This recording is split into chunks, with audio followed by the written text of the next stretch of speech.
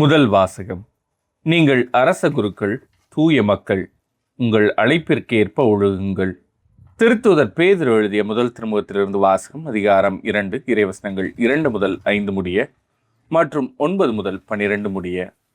அன்பிற்குரியவர்களே, புதிதாய் பிறந்த குழந்தைகள் போல வஞ்சகமற்ற வார்த்தைகளாகிய பாலை அருந்த ஆர்வமுள்ளவர்களாயிருங்கள். இதை அருந்துவதால் நீங்கள் மீட்பில் வளர்வீர்கள். உயிருள்ள கல்லாகி அவரை அணுகுங்கள். மனிதரால் உதறி தள்ளப்பட்டதாயினும் கடவுளால் தெரிந்து கொள்ளப்பட்ட உயர் மதிப்புள்ள கல் அதுவே. நீங்களும் உயிருள்ள கல்லாயிருந்து ஆவிக்குரிய இல்லமாக கட்டி எழுப்பப்படுவீர்களாக. இயேசு கிறிஸ்துவின் வழியாய் கடவுளுக்கு உகந்த ஆவிக்குரிய பலிகளை படைக்கும் தூய குருக்களின் கூட்டமாகவும் இருப்பீர்களாக. ஆனால் நீங்கள் தேர்ந்தெடுக்கப்பட்ட வழிமரபினர், அரச குருக்களின் கூட்டத்தினர், தூய மக்களினத்தினர், அவரது உரிமை சொத்தான மக்கள். எனவே உங்களை இருளினின்று தமது வியத்தகு ஒளிக்கு அழைத்துள்ளவரின் மேன்மை மிக்க செயல்களை அறிவிப்பது உங்கள் பணி. முன்பு நீங்கள் ஒரு மக்களினமாய் இருக்கவில்லை, இப்பொழுது கடவுளுடைய மக்களாக இருக்கிறீர்கள். முன்பு இரக்கம் பெறாதவர்களாய் இருந்தீர்கள், இப்பொழுதோ இரக்கம் பெற்றுள்ளீர்கள். அன்பிற்குரியவர்களே, நீங்கள் அந்நியரும் தற்கால குடிகளுமாய் இருப்பதால் ஆன்மாவை எதிர்த்து போர் புரியும் ஊனியல்பின் இச்சைகளை விட்டுவிடும்படி உங்களை வேண்டிக் கொள்கிறேன். பிற இனத்தார் நடுவில் நன்னடத்தை உடையவர்களாயிருங்கள்.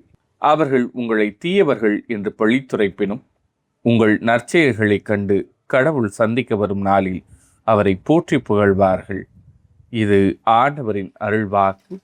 இறைவா, உமக்கு நன்றி. பதிலுரை பாடல். மகிழ்ச்சி நிறை பாடலுடன் ஆண்டவர் திருமுன் வாருங்கள். அனைத்துலகோரே ஆண்டவரை ஆர்ப்பரித்து வாழ்த்துங்கள். ஆண்டவரை மகிழ்ச்சியுடன் வழிபடுங்கள். மகிழ்ச்சி நிறை பாடலுடன் அவர் திருமுன் வாருங்கள். மகிழ்ச்சி நிறை பாடலுடன் ஆண்டவர் திருமுன் வாருங்கள். ஆண்டவரே கடவுள் என்று உணருங்கள். அவரே நம்மை படைத்தவர். நாம் அவர் மக்கள், அவர் மேய்க்கும் மாடுகள். மகிழ்ச்சி நிறை பாடலுடன் ஆண்டவர் திருமுன் வாருங்கள். நன்றியோடு அவர் தம் திருவாயில்களில் நுழையுங்கள். புகழ் பாடலோடு அவர் தம் முற்றத்திற்கு வாருங்கள். அவருக்கு நன்றி செலுத்தி அவர் பெயரை போற்றுங்கள். மகிழ்ச்சி நிறை பாடலுடன் ஆண்டவர் திருமுன் வாருங்கள். ஏனெனில் ஆண்டவர் நல்லவர், என்றும் உள்ளது அவர்தம் பேரன்பு. தலைமுறை தோறும் அவர் நம்பத்தக்கவர். மகிழ்ச்சி நிறை பாடலுடன் ஆண்டவர் திருமுன் வாருங்கள். நற்செய்திக்கு முன் வாழ்த்தொலி. அல்லேலூயா, அல்லேலூயா. ஆண்டவர் கூறுகிறார், உலகின் ஒளி நானே. என்னை பின்தொடர்பவர் இருளில் நடக்க மாட்டார். அல்லேலூயா. நற்செய்தி வாசகம். ரபூனி, நான் மீண்டும் பார்வை பெற வேண்டும்.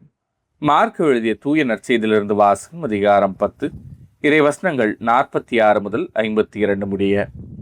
அக்காலத்தில் இயேசுவும் அவருடைய சீடரும் எரிகோவுக்கு வந்தனர். அவர்களும் திரளான மக்கள் கூட்டமும் எரிகோவை விட்டு வெளியே சென்றபோது திமேயுவின் மகன் பர்த்திமேயு வழியோரம் அமர்ந்திருந்தார். பார்வையற்ற அவர் பிச்சை எடுத்து கொண்டிருந்தார். நாசரேத்து இயேசுதாம் போகிறார் என்று அவர் கேள்விப்பட்டு, இயேசுவே, தாவீதின் மகனே, எனக்கு இரங்கும் என்று கத்தத் தொடங்கினார். பேசாதிருக்குமாறு பலர் அவரை அதட்டினர். ஆனால் அவர், தாவீதின் மகனே, எனக்கு இரங்கும் என்று இன்னும் உரக்க கத்தினார். இயேசு நின்று, அவரை கூப்பிடுங்கள் என்று கூறினார். அவர்கள் பார்வையற்ற அவரை கூப்பிட்டு, துணிவுடன் எழுந்து வாரும், இயேசு உம்மை கூப்பிடுகிறார் என்றார்கள். அவரும் தம் மேலுடையை எறிந்துவிட்டு குதித்தெழுந்து இயேசுவிடம் வந்தார். இயேசு அவரை பார்த்து, உமக்கு நான் என்ன செய்ய வேண்டும் என விரும்புகிறீர் என்று கேட்டார். பார்வையற்றவர் அவரிடம், ரபூனி, நான் மீண்டும் பார்வை பெற வேண்டும் என்றார்.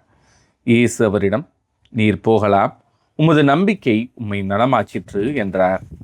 உடனே அவர் மீண்டும் பார்வை பெற்று அவரை பின்பற்றி அவருடன் வழி நடந்தார். இது ஆண்டவரின் அருள்வாக்கு. கிறிஸ்துவே, உமக்கு புகழ்.